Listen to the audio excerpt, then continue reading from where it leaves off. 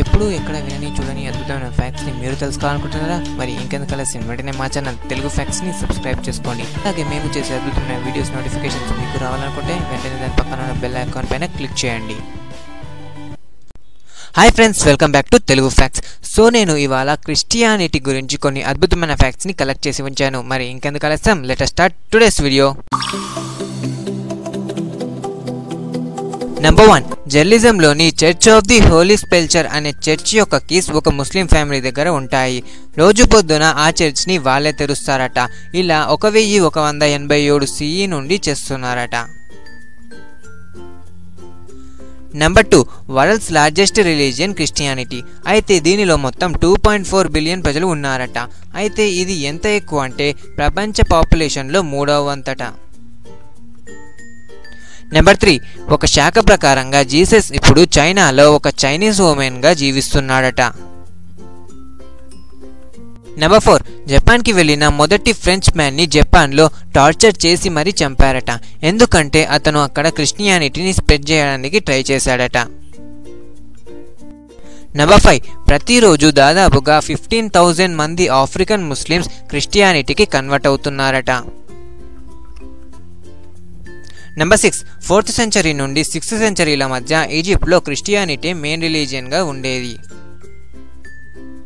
Number 7, ఖురాన్లో మొహమ్మద్ అనే word కన్నా జీసస్ అనే వర్డే మనకి ఎక్కువ సార్లు కనిపిస్తుందట.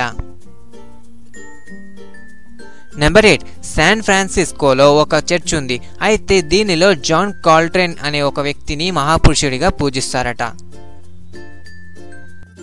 నెంబర్ 9, ఒకప్పుడు చైనాలో ఒక అతను తను జీసస్కి బ్రదర్ అని వ్యాఖ్యలు చేయడం వల్ల ఒక సివిల్ వార్ జరిగింది. అయితే దానిలో దాదాపుగా 20 మిలియన్ల ప్రజలు చనిపోయారు. నెంబర్ 10, అంటార్క్టికాలో దాదాపుగా 7 చర్చిలు ఉన్నాయట. నెంబర్ 11, క్రిస్టియానిటీలో మొత్తం 3 బ్రాంచులు ఉన్నాయి. అవి ఏమిటంటే number 1, Roman Catholic church, number 2, Eastern Orthodox church, and number 3, denominations of Protestantism.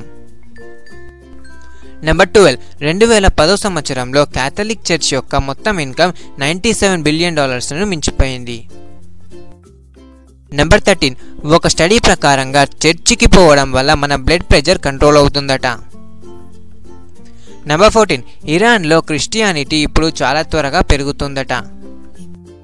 Number 15, 301వ సంవత్సరంలో క్రిస్టియానిటీని మొదటిసారిగా అడాప్ట్ చేసుకున్న స్టేట్ ఆర్మేనియా. నెంబర్ 16, 7% నుండి 10% అరబ్లు మొత్తం క్రిస్టియన్సేనట. నెంబర్ 17, ఎర్త్ సన్ చుట్టూ తిరుగుతుందని మనకిప్పుడు తెలుసు. కానీ ఆ కాలంలోనే ఎర్త్ సన్ చుట్టూ తిరుగుతుందని గ్యాలియో చెప్పాడు. కానీ క్యాథలిక్ చర్చ్ వాళ్ళు దానిని నమ్మలేదు. అలాగే అది తప్పు అని చెప్పమని ఫోర్స్ చేశారట. కానీ అదే థియరీ 359 సంవత్సరాల తర్వాత ప్రూవ్ అయ్యింది. సో ఫ్రెండ్స్, ఇవి క్రిస్టియానిటీ గురించి కొన్ని అద్భుతమైన ఫ్యాక్ట్స్. సో ఈ ఫ్యాక్ట్లలో మీకు ఏది అత్యద్భుతంగా అనిపించిందో కామెంట్లలో నాకు తెలియజేయండి. అండ్ ఇలాంటి మరిన్ని అద్భుతమైన వీడియోలు మీరు చూడాలనుకుంటే వెంటనే మన ఛానల్ తెలుగు ఫ్యాక్ట్స్ని సబ్స్క్రైబ్ చేసుకోండి. So thanks for watching this video. Have a great day. జై హింద్.